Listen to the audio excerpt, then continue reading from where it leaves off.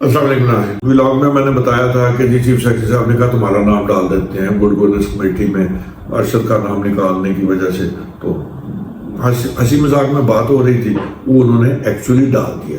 جس کی back ground میں آپ کے ساتھ گوش گزار کرتا ہوں وہ یہ تھی کہ اینٹی کرپشن اسٹیبلشمنٹ میں نے ایک ڈپٹی سیکرٹری تھا اور کچھ اور ایکشن تھے. انہوں نے جو سرکاری زمین تھی اونے پونے کسی کو دی تھی اور وہ لاس تھا اس زمانے میں کوئی تقریباً 4 کروڑ روپے کا. جو 4 کروڑ کا لاس تھا تو میں نے جو ریکمنڈیشن دی کیس انویسٹیگیٹ کرنے کے بعد، تو ظاہر ہے وہ کمیٹی کے پاس جاتا ہے جو ہیڈ کرتے تھے چیف سیکرٹری صاحب.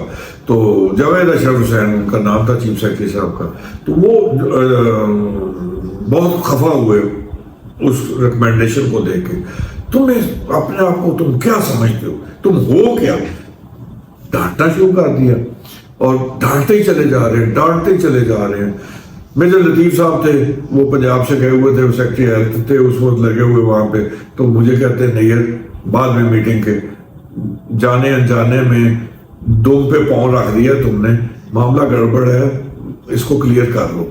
میں نے کہا سر مجھے تو سمجھ ہی نہیں آئی کہ کیا ہوا. کہتے جس طرح سے وہ ناراض ہو رہے تھے اس سے تو پتہ یہی چلا، میں تو واقف نہیں ہوں، میں ادھر نیا بھی ہوں، لیکن مجھے لگ رہا ہے کہ تم یو آر ان ٹربل اور وہ افینڈ ہے، تم ملو ان سے دوبارہ جا کے. میں دوبارہ بھی گیا، جا کے ملا تو مجھے کہنے لگے تم انکوائریاں کرتے ہو. اور تم میٹنگ میں بھی انہوں نے یہ کہا، ریکارڈ کیا ہم نے، کہ جی تم بغیر کسی کو سنے جواب اس کو کہہ دیتے ہو کہ جی اس نے یہ جرم کیا ہوا ہے.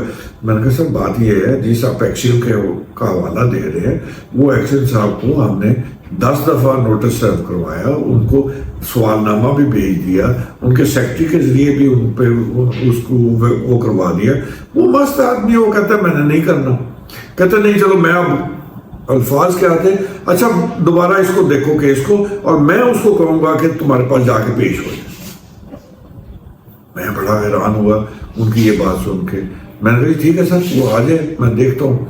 نیکسٹ ڈے وہ ایکشن صاحب میرے پاس آئے تو مجھے کہتے ہیں جی میں فلاں ہوں. بڑی اچھی بات ہے. میں نے ان کو چائے وائے بھی پلائی، پوچھا کہ جی یہ آپ کا خلاف چارج ہے تو آپ اس کی صفائی میں کچھ کہنا چاہتے ہیں. تو میں جو آئیو تھا اس کو بھی بلوا لیا، وہ بھی ساتھ بیٹھا ہوا. کہتا ہے سر بات یہ ہے کہ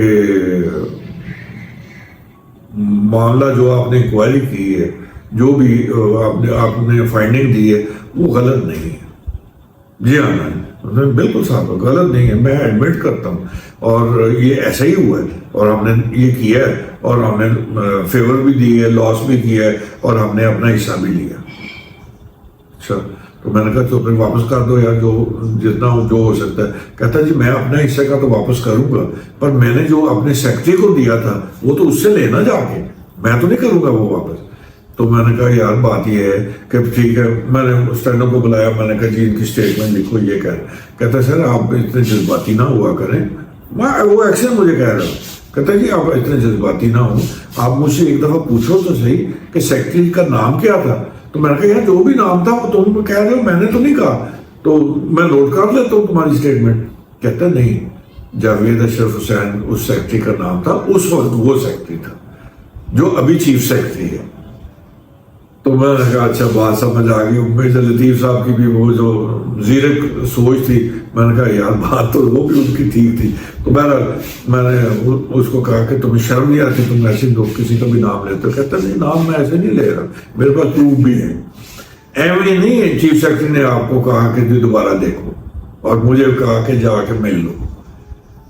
اس کے پیچھے ایک ریزن ہے. ناظرین یہ ہمارا ماحول تھا، یہ اس طرح کے ماحول میں ہم کام کرتے ہیں.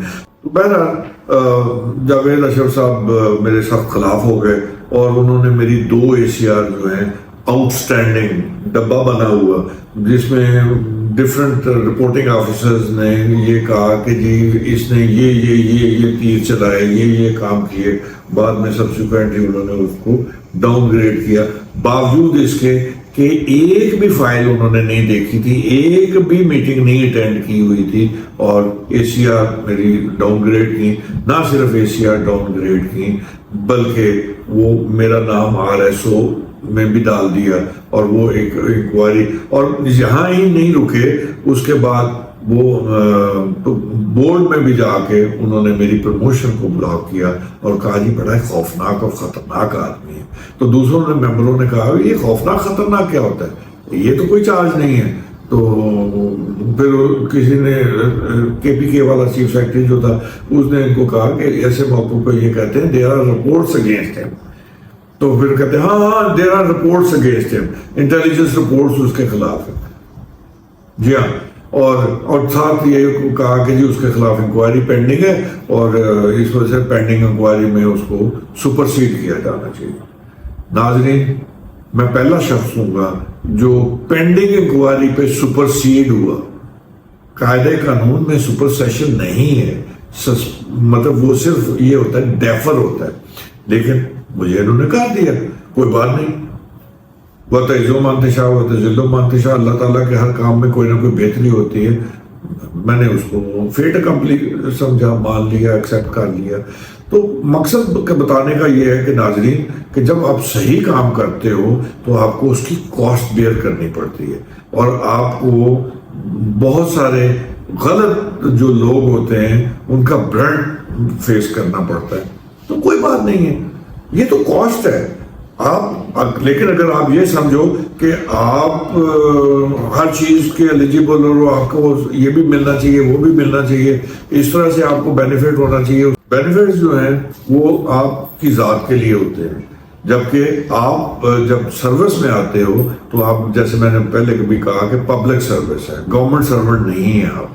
اور جب اگر آپ نے گورنمنٹ سرونٹ بننا ہے تو ٹھیک ہے آپ موج مستی کریں, اگر آپ نے پبلک سروس کرنی ہے تو آپ کو کاسٹ بیئر کرنی پڑے گی. اور کاسٹ بیئر کرنا کوئی بڑی بات نہیں ہے, نہ اتنی بڑی سزا ہے ناظرین, کیونکہ بہت سارے معاملات ہیں اللہ تعالیٰ نے آپ کے لیے پتہ نہیں اس میں کیا بہتری رکھی ہوتی ہے. تو ہمیں تھوڑا سا آخرت کا بھی سوچنا چاہیے. ہیئر آفٹر میں بھی ہم نے جواب دہی دینی ہے, صرف یہیں پہ بات ختم نہیں ہو جانی.